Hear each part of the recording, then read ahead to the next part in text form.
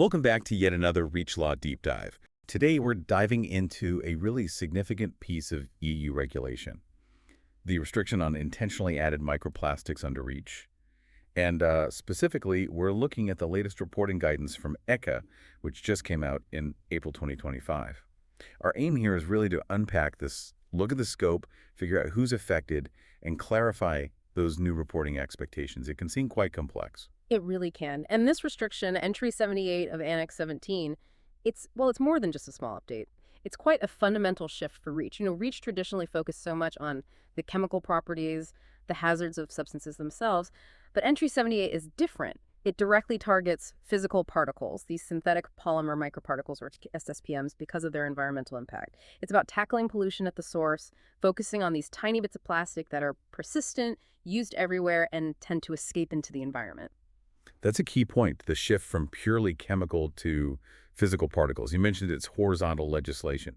Can you quickly explain what that means for businesses? Why is that term important here? Right. Horizontal basically means it cuts across nearly all sectors. It's not limited to, say, just cosmetics or just paints. It applies broadly. And because microplastics are used in so many different applications, almost every industry needs to pay attention. It makes compliance a really widespread challenge. Okay, a widespread challenge. So to get a handle on it, let's start with the basics. How does ECHA actually define these synthetic polymer microparticles, these SPMs? So ECHA uses two main criteria. First, the composition. The particle has to be a solid polymer, and that polymer needs to be at least 1% of the particle's weight. Or, alternatively, it forms a continuous surface coating on the particle. Second, there are size requirements. At least 1% of the particles by weight must have either all dimensions 5 millimeters or less, or they can be longer, up to 15 millimeters, but then they have to be fiber-like with a length-to-diameter ratio greater than 3. Okay. That sounds quite specific, but also potentially quite broad in practice, especially the 1% rule or the coating aspect. Exactly. It means things you might not immediately think of could be included. It's not just the obvious plastic microbeads and cosmetics. We're talking potentially certain types of industrial pellets, some coatings, maybe even specific textile finishes. Right, that definitely widens the net. So knowing what we're looking for, the next big question is who needs to be concerned? Who along the supply chain is impacted? It affects a really broad range of actors. You've got the manufacturers of the SPMs themselves or mixtures containing them. Then there are the importers bringing these things into the EU. And critically, industrial downstream users, think factories using plastic pellets or powders as raw materials, plus formulators who create mixtures, and distributors placing these products on the market. So it sounds like it touches almost every step. Does the guidance differentiate much between, say, a small company formulating paints versus a huge plastics manufacturer? Are the challenges different? That's a good point. The legal obligations themselves are generally the same, but the practical hurdles definitely vary. For a smaller formulator, just identifying if their raw materials contain SPMs and then tracking everything can be a major resource strain. A large manufacturer might have more resources, but they face the sheer scale managing potentially hundreds of products, complex supply chains, getting consistent data.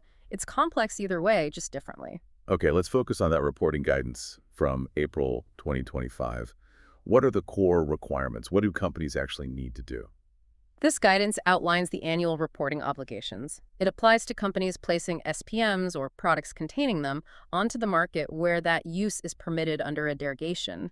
A derogation is essentially a specific permitted use, maybe temporary, maybe under strict conditions where the substance might otherwise be restricted. So who exactly has to file these reports? It includes manufacturers, importers, and downstream users, both the industrial users handling raw SPMs and the formulators creating mixtures. Also, suppliers who are the first to place an SPM-containing product on the EU market under one of these derogated uses. An important distinction. A distributor who just stores and resells without changing the product might not have to report unless they are that first entity placing it on the market under the derogation.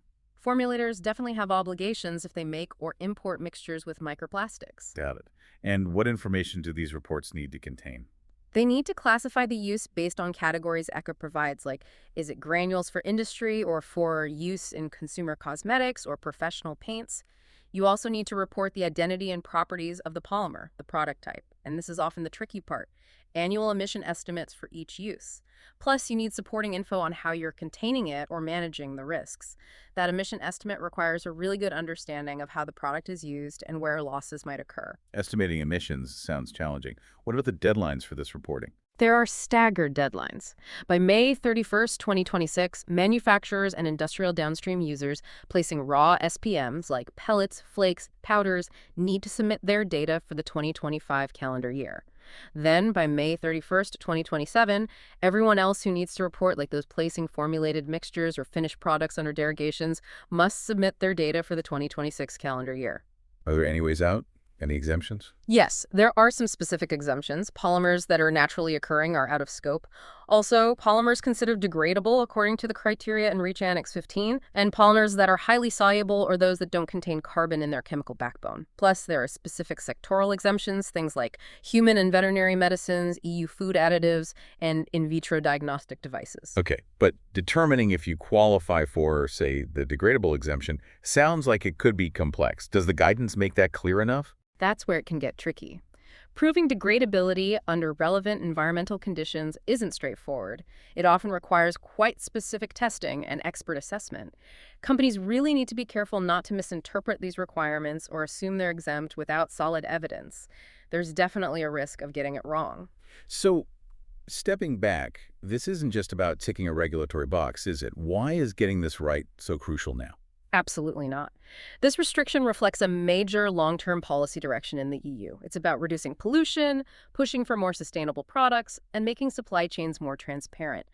Preparing early is essential. It's about ensuring compliance, yes, but also reducing business risks, maintaining market access in the EU, and honestly, driving innovation towards better, safer alternatives. It's a chance to get ahead. It really does feel like a significant marker for industry, a signal towards a more sustainable and transparent future, changing how we think about product design and responsibility. So maybe a final thought for you listening.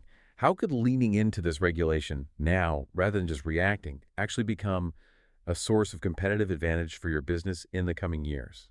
And look, if you do need specific guidance on how this restriction impacts your company, how to navigate the reporting or assess exemptions, please do reach out to us here at REACHLaw. Our contact is simple, sales@reachlaw.fi. Stay informed, stay proactive. Thanks so much for joining us on this deep dive.